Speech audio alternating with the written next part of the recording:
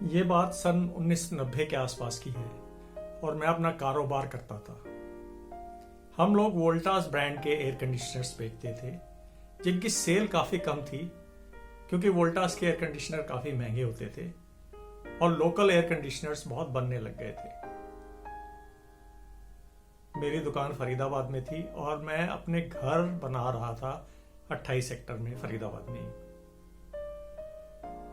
ज्यादातर सर्दियों में मैं दुकान पर नहीं जाता था और घर में ही रुककर वहां का काम वाम देखता रहता था।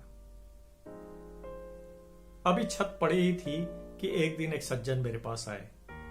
उन्होंने बताया कि वो रोज मेरी दुकान पर जाते हैं क्योंकि वो स्टेबलाइजर के विक्रेता हैं, स्टेबलाइजर बनाते हैं और मुझे स्टेबलाइजर बेचना चाहते हैं।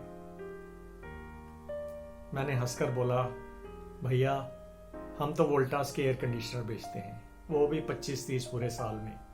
स्टेबलाइजर भी कस्टमर को उसके साथ ही लेना पड़ता है, हम आपके स्टेबलाइजर कहां से बेचेंगे। उसने हिम्मत नहीं हारी और बोला, भाई साहब आप एक बार रख कर देख लीजिए, नहीं बिके तो हम वो वापस ले लेंगे। शायद मैं उनको ना नहीं कर सका और बोला, अच्छा फिर 2 या 3 स्टेबलाइजर आप भिजवा दीजिएगा। जब 3 दिन बाद मैं दुकान गया तो देखा वहां 50 स्टेबलाइजर पड़े थे। मैंने घबरा कर तुरंत उन सज्जन को फोन किया।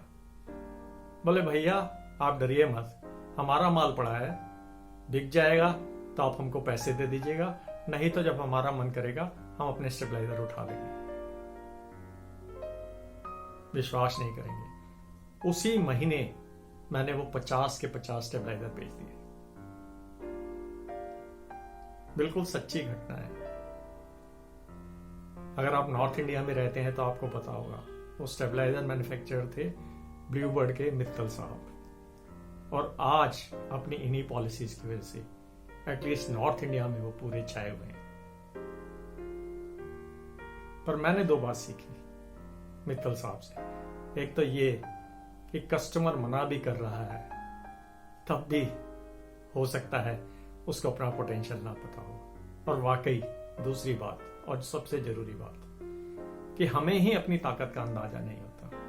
मुझे लगता था कि मैं 2 से ज्यादा स्टेबलाइजर पूरे साल में ना बेच पाऊंगा, पर मैंने ही 50 से ज्यादा स्टेबलाइजर बेच दिए। तो दोस्तों याद रखना, अगर आपको कभी जिंदगी में कोई अपॉर्चुनिटी मिले और ऐसी अपॉर्चुनिटी जिसमें आपका कुछ जाने वाला नहीं हो, तो कभी ना नहीं करिएगा।